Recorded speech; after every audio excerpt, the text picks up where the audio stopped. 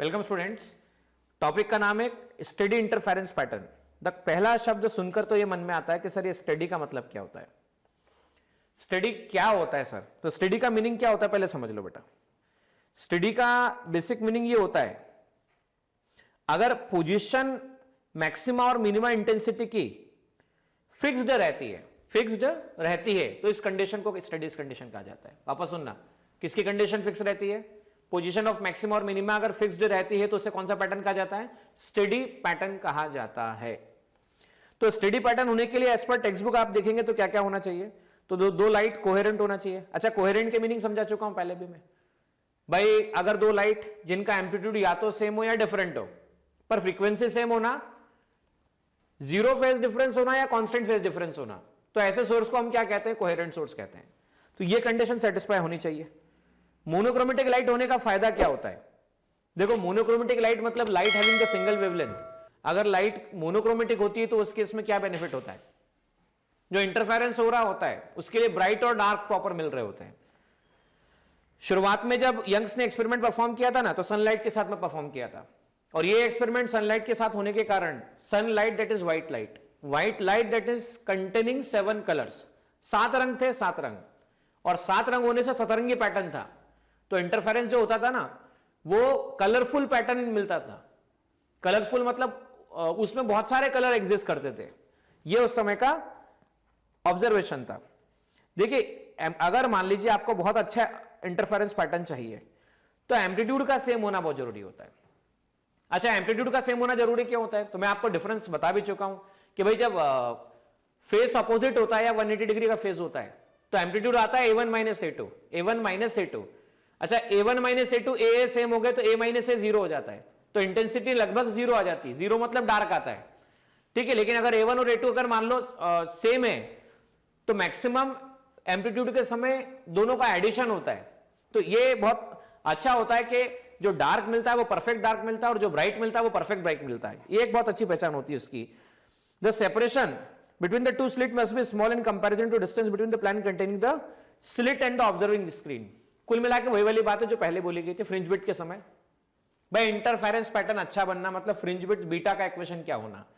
Beta की value lambda capital D upon small D होती है। तो कैपिटल डी मतलब सोर्स और स्क्रीन के बीच का डिस्टेंस बड़ा होना चाहिए, स्लिट के बीच का डिस्टेंस छोटा होना चाहिए। वही बात है जो मैंने आपसे कही है, स्लिट छोटी होनी चाहिए, स्क्रीन दूर होनी चाहिए। और ये जो बात है, ये बात आपको पोलराइजेशन टॉपिक समझने के बाद समझ में आएगी। दोनों की दोनों सेम स्टेट ऑफ पोलराइजेशन में होनी चाहिए, मतलब दोनों के जो वाइब्रेशंस होते हैं सेम प्लेन में होना चाहिए। मैं फिर कह रहा हूं, ये बात आपको प्रॉपर समझ में तब आएगी जब आप पोलराइजेशन पढ़ लेंगे, तब तक आप ये याद रखिए। तो देखिए, इंटरफेरेंस पैटर्न स्टडी होने के लिए coherent, monochromatic, equally bright and narrow, very close to each other, जो चारों पांचों बातें हमने सीखी। अगर हम मान लीजिए स्टेशनरी पैटर्न चाहते हैं तो उनकी कंडीशन को 3 तरह से क्लासिफाई किया गया है। पहला कंडीशन है सस्टेन इंटरफेरेंस। तो इसके लिए दोनों सोर्स कोहेरेंट होना चाहिए, है ना। फेस या तो 0 होना चाहिए या कांस्टेंट डिफरेंस होना चाहिए, और ये सोर्स लगातार सेम वेवलेंथ और टाइम पीरियड का वेव्स इमिट कर रहा होना चाहिए। अगर अच्छा पैटर्न हम ऑब्जर्व करना चाहते हैं तो इसके लिए क्या होना चाहिए?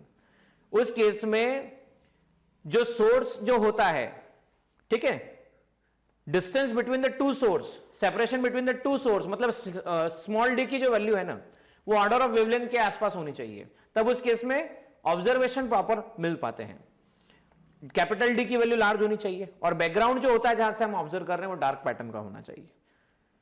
गुड कॉन्ट्रास्ट अगर चाहिए तो एम्पलीट्यूड इक्वल होना चाहिए। कॉन्ट्रास्ट मतलब डार्क के पास में परफेक्ट ब्राइट बनना और परफेक्ट ब्राइट के पास में परफेक्ट डार्क बनना। मतलब समझना ध्यान से, व्हाइट का भी डार्क होता है, रेड का भी डार्क होता है, ग्रीन का भी डार्क होता है और ग्रीन का भी ब्राइट होता है। ग्रीन ब्राइट मतलब चमकीला हरा कलर, मतलब उसकी ब्राइटनेस ज्यादा नजर आएगी आपको, तो एनर्जी ज्यादा होगी। सोर्स छोटा होना चाहिए, मोनोक्रोमेटिक लाइट होनी चाहिए, जो पहले भी हम डिस्कस कर चुके हैं, है ना। तो ये बातें जो मैंने अभी आपके सामने स्क्रीन पे शेयर की है, सब बातें मैं भी आपसे कह चुका हूं, आप इसे पढ़ भी सकते हैं, देख भी सकते हैं। तो इक्वली ब्राइट होने का क्या बेनिफिट होगा, क्या मतलब नहीं होगा, ये सारी बातें आप एक बार जरूर पढ़िएगा, क्योंकि ये बातें मैं आपसे डिस्कस कर चुका हूं। तो इस तरह से हम स्टडी इंटरफेरेंस पैटर्न कुछ इस तरह से ऑब्टेन कर सकते हैं। और ये बड़ा स्टडी इंटरफेरेंस पैटर्न का फाइनली एक बार वापस से मीनिंग कंक्लूड कर रहा हूं कि अगर पोजीशन ऑफ मैक्सिमा और मिनिमा फिक्स्ड रहे तो स्टेडी इंटरफेरेंस पैटर्न कहते हैं। और अगर मान लीजिए कांस्टेंट फेज डिफरेंस नहीं है तो क्या होता है, तब उस केस में पोजीशन ऑफ मैक्सिमा और मिनिमा फिक्स नहीं रहती है। पोजीशन ऑफ मैक्सिमा और मिनिमा फिक्स नहीं रहती है।